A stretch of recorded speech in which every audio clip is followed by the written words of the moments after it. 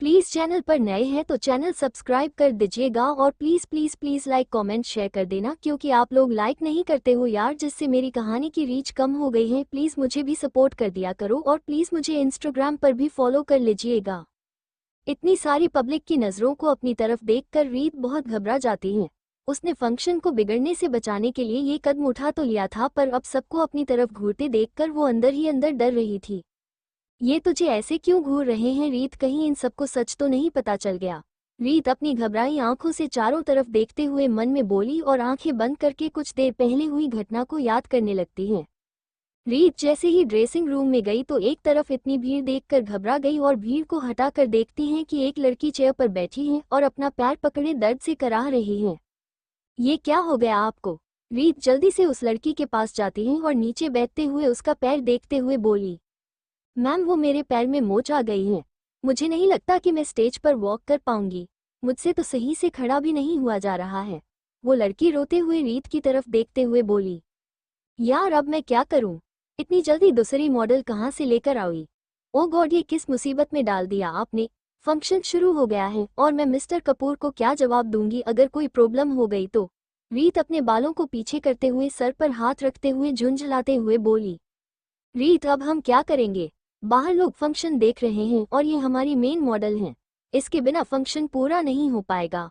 रीत यार, अगर ये बात बाहर गई तो कंपनी की बहुत बदनामी होगी, और तो और धनुष सर के बहुत जरूरी बिजनेस फ्रेंड्स भी इस फंक्शन में आए हैं, उनके सामने सर की बहुत बेइज्जती होंगी। रीत की दोस्त ने घबराते हुए रीत से कहा, हाँ मुझे कुछ सोचने दो यार। रीत अपने सर पर हाथ रखकर बैठ जाती हैं। वो दोनों बहुत देर तक कुछ तरकीब निकालने की कोशिश करती हैं, पर टेंशन के कारण उनके दिमाग में कुछ भी नहीं आ रहा था कि तभी बाहर अनाउंसमेंट भी आ जाती है, जिसे सुनकर रीत जल्दी से उठ जाती है और घबराई हुई नज़रों से अपनी दोस्त को देखने लगती है।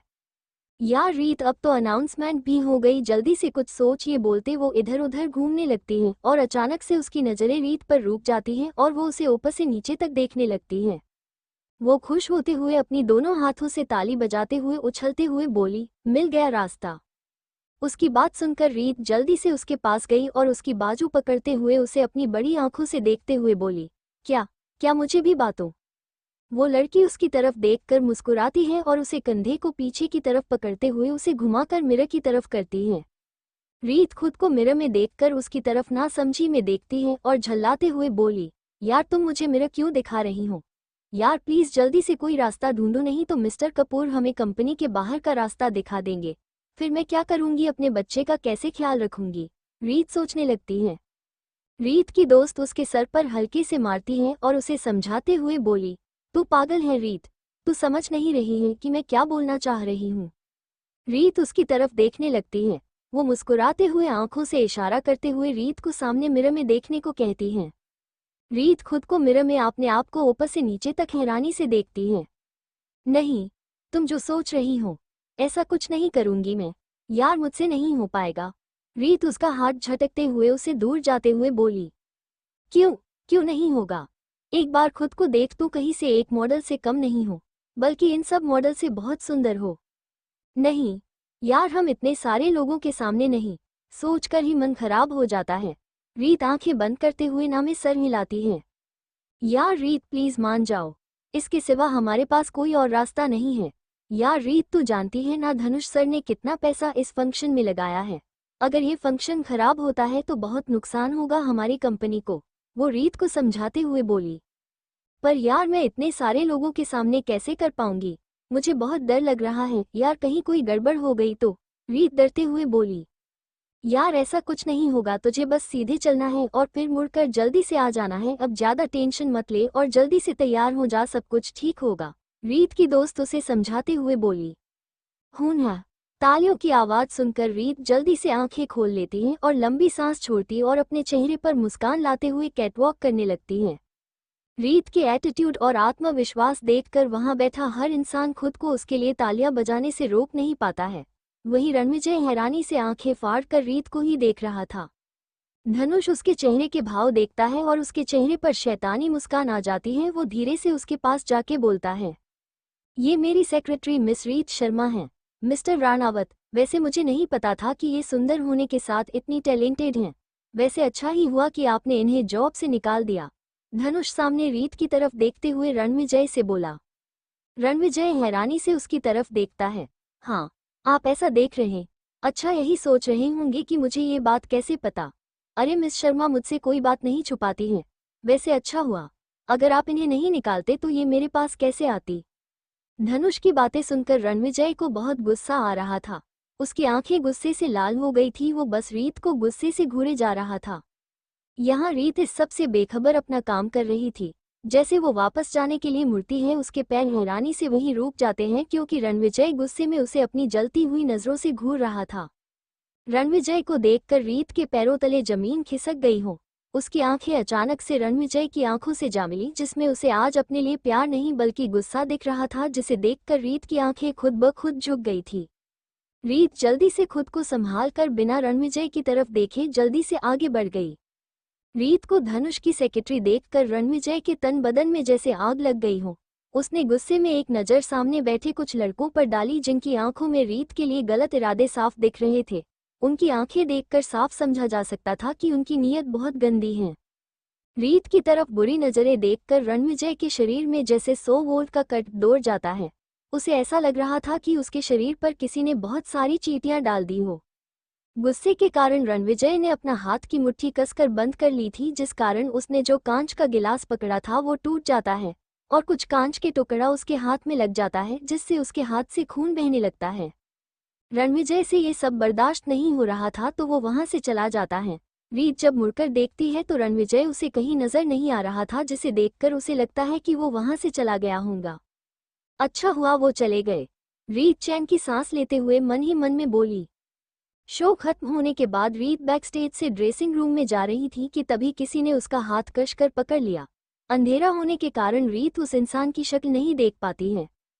वो इंसान रीत को लेकर एक छोटी सी जगह पर जाता है और उसको अपनी तरफ खींच लेता है। आप मेरा हाथ छोड़िए।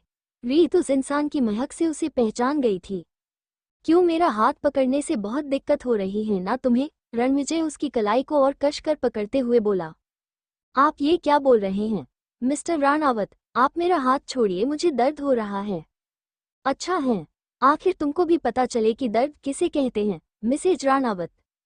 मिस्टर राणावत, आप मेरा हाथ छोड़ते हैं कि मैं चिल्लाकर सबको यहाँ बुला लूं? जाओ, नहीं छोड़ता तुम्हारा हाथ, चिल्लाओ, मैं भी देखूं कि लोग मियाँ बीवी के बीच में क्या बोलते हैं। मियाँ बीवी, हम कोई पति पत्नी हैं मिस्टर राणावत, उस जबरदस्ती की शादी का अब कोई मोल नहीं है। रीत अंधेरे में रणविजय का चेहरा देखने की कोशिश करते हुए बोली। ऐसा तुमको लगता है, पर अभी भी हम पति पत्नी हैं, हमरा अभी तक डाइवोर्स नहीं हुआ है, समझी तुम? हम तो समझ गए, पर आप कब समझेंगे मिस्टर राणावत कि हम दोनों एक दूसरे के लिए नहीं बने हैं? आप बार बार क्यों हमारे जीवन में परेशानी लेकर आते हैं? हमने ऐसा क्या कर दिया मिसेज राणावत जो आपके जीवन में परेशानी आ गई? हम तो 1 महीने से यहाँ थे भी। आप ही सबसे बड़ी मुसीबत हैं हमारे जीवन में। अगर हमें यहाँ किसी ने आपके साथ देख लिया तो आपका कुछ नहीं जाएगा, बल्कि हमारे ऊपर उंगली उठाई जाएगी। इसलिए आप हमारा हाथ छोड़िए और हमें जाने दीजिए। नहीं, हमने एक बार आपको जाने दिया था, जिसके कारण आपको धनुष जैसे इंसान के पास काम करना पड़ रहा है।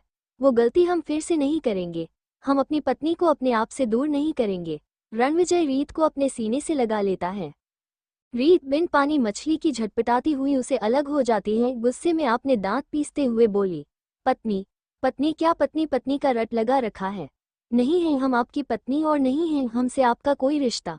क्यों पीछे पड़े हैं आप? आखिर क्या चाहते हैं आप हमसे? आप तो ऐसे बोल रही है जैसे आपको कुछ पता ही नहीं है। देखिए, बस हम इतना चाहते हैं कि आप हमारे साथ चलिए। छोड़ दीजिए ये नौकरी। हम आंखें नोच लेंगे हर उस इसकी जो आप पर गलत नजरें ढालेगा। रणविजय रीत की बाहों को पकड़कर रीत को खुद के बहुत करीब करते हुए बोला।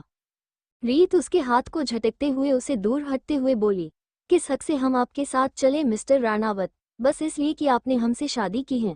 बस यही हक है ना आपका मुझ पर? हम दोनों के बीच में कुछ नहीं है। और ये शादी बिन प्यार के बोझ लगती है मुझे, इसलिए मैं आपके साथ कहीं नहीं जाऊंगी। इतना बोलकर रीत रणविजय से थोड़ा आगे जाती है और रुककर अपनी नजरें रणविजय की तरफ करते हुए बोली, मिस्टर राणावत, बस शादी कर लेने से और अपना सरनेम दे देने से रिश्ते नहीं बनते हैं। मैं जल्दी ही डाइवोर्स पेपर्स पर सिग्नेचर करके आपके घर राणावत मेंशन में भिजवा दूंगी। रीत की बात सुनकर रणविजय जल्दी से रीत के पास जाता है और उसके दोनों हाथ ऊपर करके दीवार से लगा देता है। रीत के दोनों हाथ रणविजय ने अपने एक हाथ से पकड़ लिया था और उसका दूसरा हाथ रीत के चेहरे पर थी।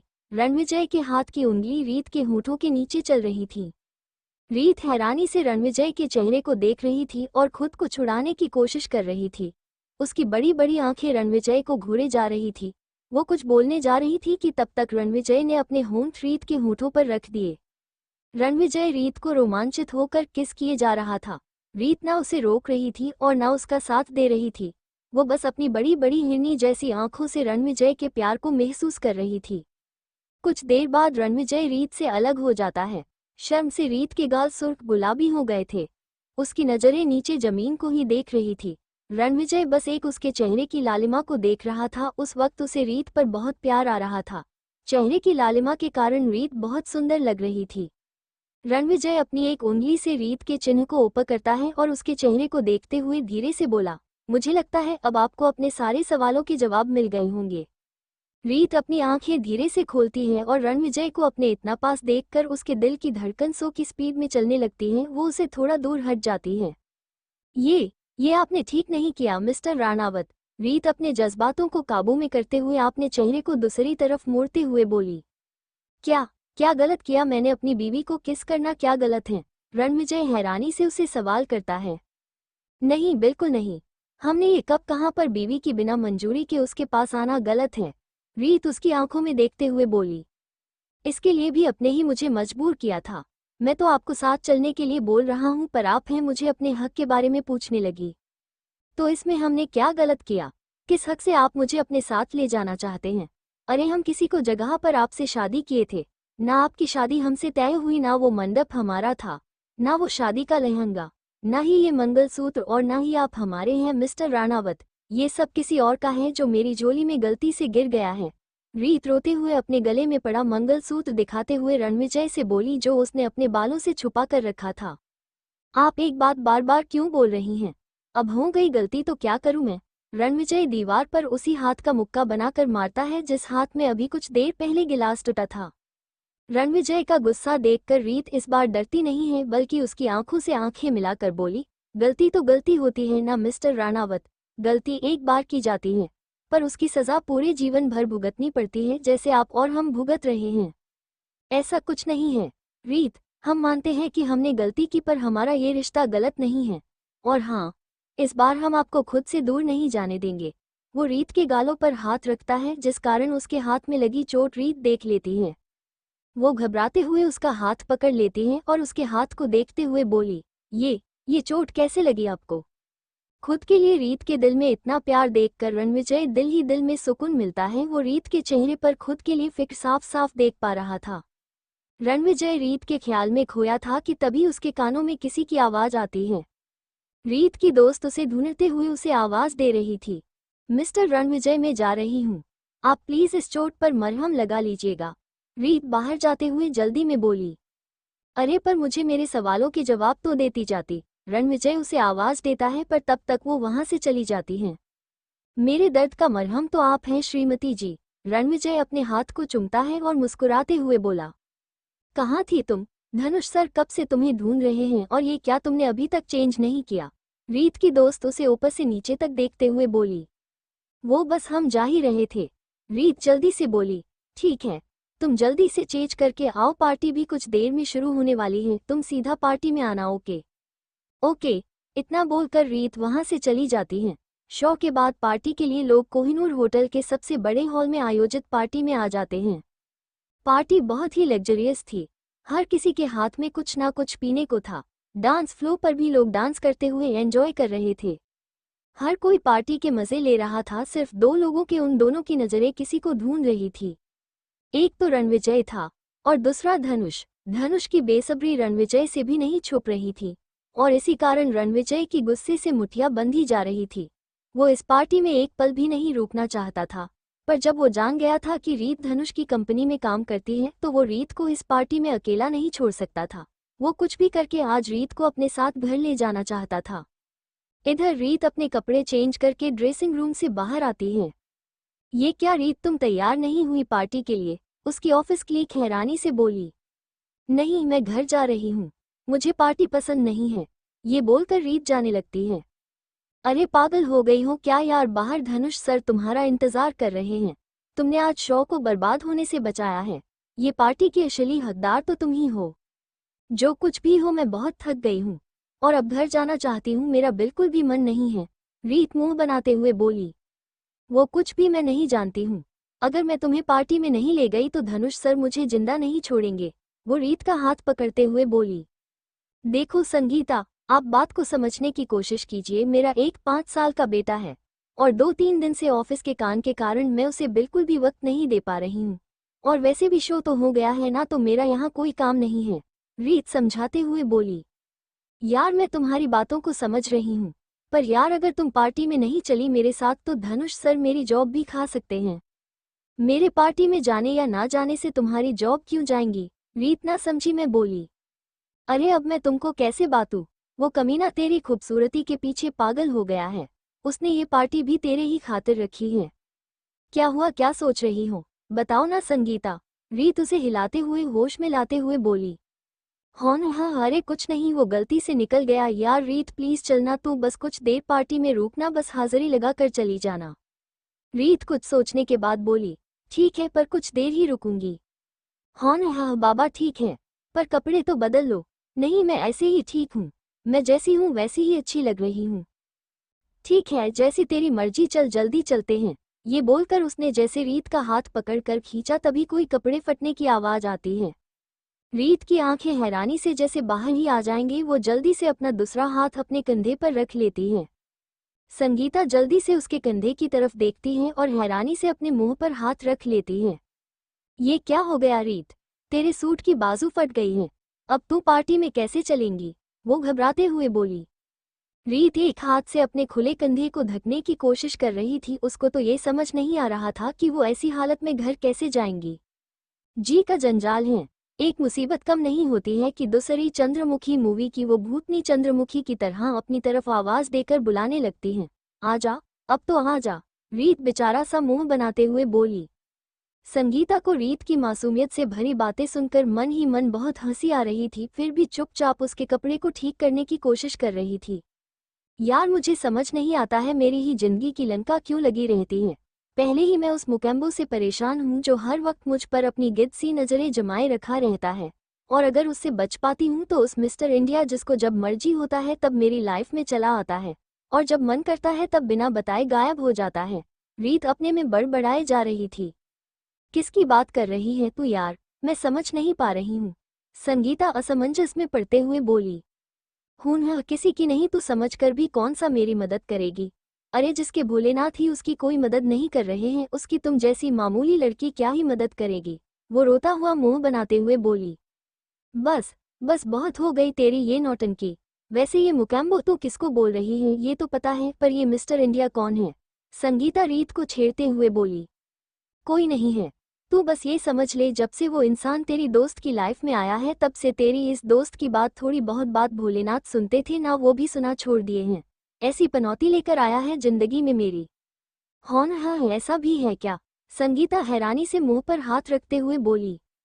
ऐसा ही है, तू ये सब छोड़ यार, मेरी ये ड्रेस ठीक कर, ये फटे कपड़े पहनकर तो मैं घर नहीं जा सकती ना, रीत अपने पैर पटकते हुए बोली। शांत शांत देवी, मुझे तो ये देखकर हैरानी हो रही है कि तू वही रीत है जो ऑफिस में शांत और सीधी साधी रहती है, बिल्कुल माँ पार्वती की तरह। और अगर माँ पार्वती को गुस्सा आ जाता है ना तो उनको 2 मिनट नहीं लगता है काली का रूप लेने में। देख, अगर तू नहीं चाहती है कि मैं पार्वती से काली बनूं तो जल्दी से कुछ कर, रीत संगीता की तरफ उंगली दिखाते हुए बोली। ओके, मुझे कुछ सोचने दे यार, तू तो लाठी डंडा लेकर मेरे सर पर चढ़ मत। संगीता पूरे ड्रेसिंग रूम को देखने लगती है कि तभी उसकी नज़र रुक जाती है और उसके चेहरे पर मुस्कान आ जाती है। वो जल्दी से उस तरफ जाती है और उस चीज़ को लाते हुए रीत की तरफ करती है। लो ये पहन लो, तुझ पर ये बहुत अच्छा लगेगा, संगीता रीत के हाथ में उस ड्रेस को देते हुए बोली। ये, तू पागल हो गई है क्या, ये ड्रेस कंपनी की तरफ से आई थी, तुझे पता है ये कितनी महंगी है, अगर इस ड्रेस पर कुछ भी हुआ तो वो मुकेम्बो मुझे जिंदा नहीं छोड़ेगा, रीत उस ड्रेस को रखते हुए बोली। अरे तू पागल है, यार देख, अब इसके सिवा तेरे पास कोई दूसरा ऑप्शन हो तो तू मुझे बता, और वैसे भी मिस्टर कपूर तुझे सपने में भी कभी कुछ नहीं बोल सकते हैं। संगीता रीत परेशान करते हुए बोली। तू बकवास मत कर यार। यार देख, बस आज रात की बात है, तू वैसे भी थोड़ी देर ही पार्टी में रुकेगी और फिर घर चली जाएगी, तो क्या दिक्कत है। चल अब बकवास मत कर और पहन कर आ इसे। वो रीत को चेंजिंग रूम में धक्का देकर भेज देती हैं। कुछ देर बाद रीत बाहर आती है। गेट की खुलने की आवाज सुनकर संगीता उस तरफ देखती है और उसकी आंखें फटी की फटी रह जाती हैं। वो ऊपर से नीचे तक रीत को देखती रहती है। वो रीत के पास जाके उसके दोनों बाजू को पकड़ते हुए बोली, यार तू कितनी सुंदर लग रही है, चल अब चलते हैं। हाँ। रीत सर हिलाते हुए उसके साथ चली जाती है। हान रिवर पूल, काल्पनिक नाम। हान रिवर के पास एक स्पोर्ट कार अपनी तेज रफ्तार से ब्रिज के साइड में आकर जल्दी से रुकती है। कार के बैक सीट से कुछ लड़कियां बाहर आती हैं और आगे से एक लड़की जिसने घुटनों के ऊपर तक मिडी पहनी थी इतराते हुए बाहर आती है। वाह अस्टॉनिश्ड फेस रिया, तेरी ये कार कितनी सुंदर है। रिया की दोस्त उसके पास आते हुए बोली। तभी उसके गाल पर एक जोरदार थप्पड़ पड़ता है। वो लड़की अपने गाल पर हाथ रखे रिया की तरफ हैरानी से देख रही थी। तुम्हें ये कार सुंदर लग रही है और मैं नहीं, रिया मुंह बनाते हुए बोली। अफकोर्स यार, तू भी सुंदर लग रही है। रिया की दोस्त ने इतना बोला था कि उसके दूसरे गाल पर भी एक थप्पड़ पड़ता है। अब ये क्यों? वो हैरानी से बोली। भी से क्या मतलब है तुम्हारा? क्या मैं सुंदर नहीं हूँ? रिया उसे खा जाने वाली नजरों से देखते हुए बोली। यार मेरा ये मतलब नहीं था, तू बहुत सुंदर है, हम सबसे ज्यादा। क्यों फ्रेंड्स? वो सबकी तरफ देखते हुए बोली। सबने साथ में हाँ में सर हिलाते हुए बोली। हाँ, रिया तू हम सब में सबसे सुंदर हैं। वो तो मैं हूँ, रिया मुस्काते हुए बोली। अच्छा चलो, हम सब पार्टी के लिए लेट हो रहे हैं, चलते हैं यहाँ से, रिया कार में बैठते हुए बोली। ओके। होटल कोहिनूर। पार्टी में हर कोई अपने में मगन था। रणविजय की नजरें रीत को ढूंढ रही थी, वहीं धनुष रणविजय की तलब देखकर समझ गया था कि रीत को पाना बहुत मुश्किल है क्योंकि कंपटीशन बहुत कठिन है। तभी अचानक से पार्टी में लोग एक दूसरे को देखते हुए कानाफूसी करने लगते हैं। हर कोई बस एक ही तरफ देख रहा था। यार कितनी सुंदर है ये, पार्टी में एक आदमी दूसरे आदमी से बोला। लगता है कोई हीरोइन है, दूसरा आदमी बोला। सबकी बातें सुनकर रणविजय भी उस तरफ देखने के लिए मुड़ता है जिधर हर किसी की नजरें रुक गई थी। रणविजय उस तरफ देखता है तो जैसे उसकी नजरें भी वहीं रुक गई थी। कोई इतना मासूम और प्यारा कैसे हो सकता है? रणविजय रीत की तरफ देखते हुए मुस्कराते हुए बोला। रीत सहमी सी हर किसी की नजरें अपने ऊपर पाकर घबरा रही थी। रणविजय रीत की मासूमियत और भोली सूरत देखकर जैसे सब कुछ हार गया था। बस एकटक नजरें उसी पर ठहर गई थी।